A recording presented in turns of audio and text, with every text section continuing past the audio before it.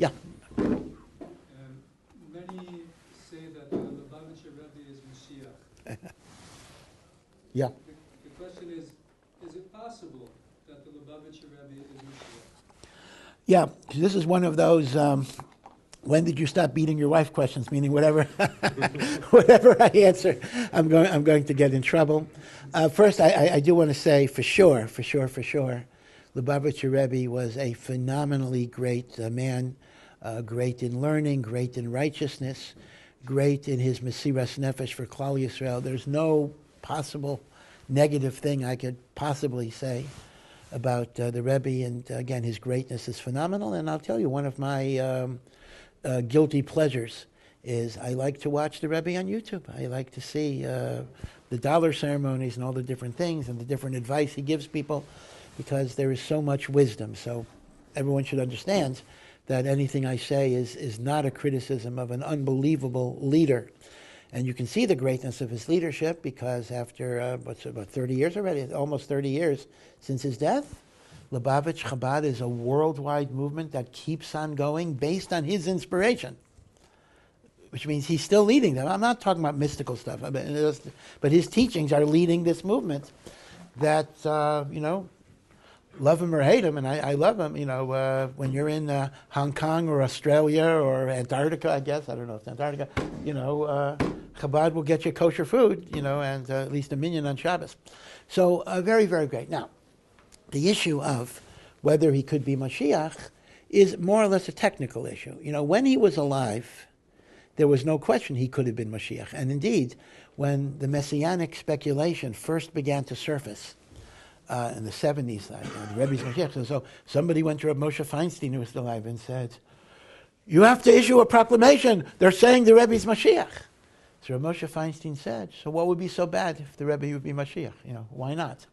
And keep in mind the following point: if Mashiach can come every day, we believe that. That means there is somebody in the world today that would be Mashiach. There has to be. And 100 years ago there was somebody, and 200 years ago there was somebody, and 500 years ago there was somebody, because if there wouldn't be somebody, the Mashiach couldn't have come. So every generation, there is what you might call a potential Mashiach of that generation. Does that potential person know? Not necessarily. He may live and die, without ever knowing that he was the guy, if the Jewish people were deserving.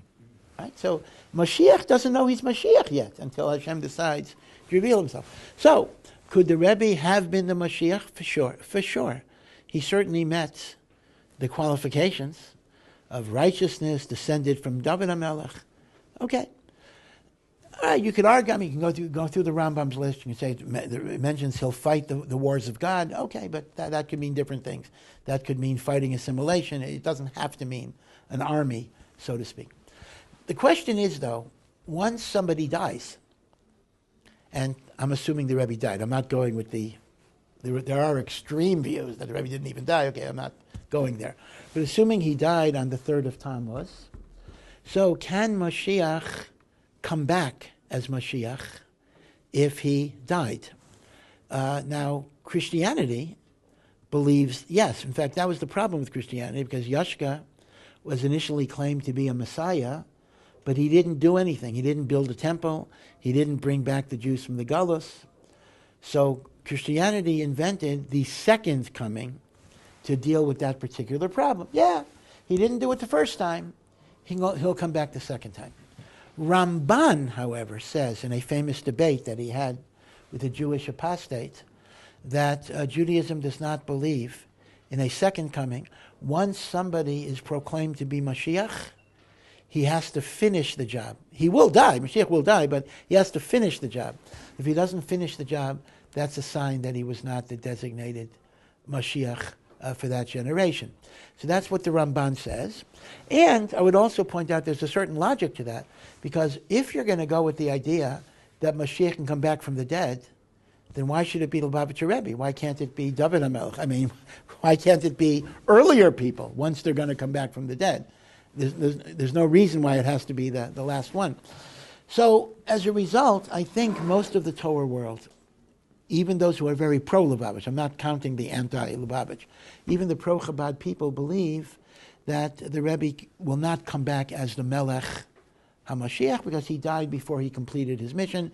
Perhaps he could have been Mashiach had the generation been worthy of him revealing himself. Now, Chabad claims, and again, this is a legitimate discussion, that there are some Makoros, some sources, that take issue with the Ramban and do believe that the Mashiach can come back from the dead.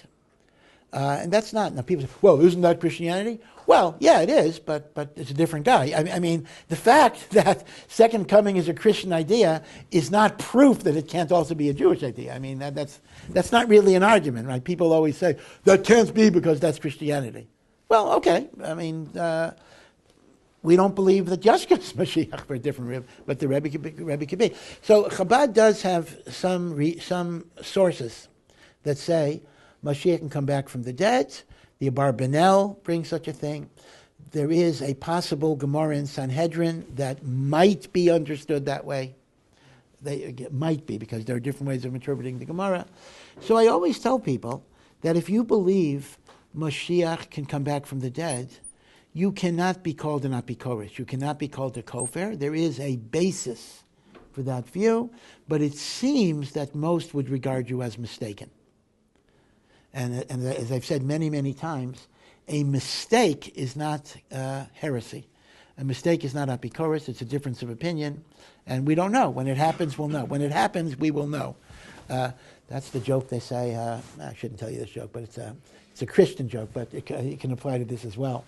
That somebody calls up the Pope and says, I have good news and bad news. He says, the good news is Messiah has arrived. He says, so what's the bad news? He's coming from Salt Lake City, which is Mormon, but okay. so okay, that's a Christian joke, but you can make the joke Jewish. Good news, Mashiach has come.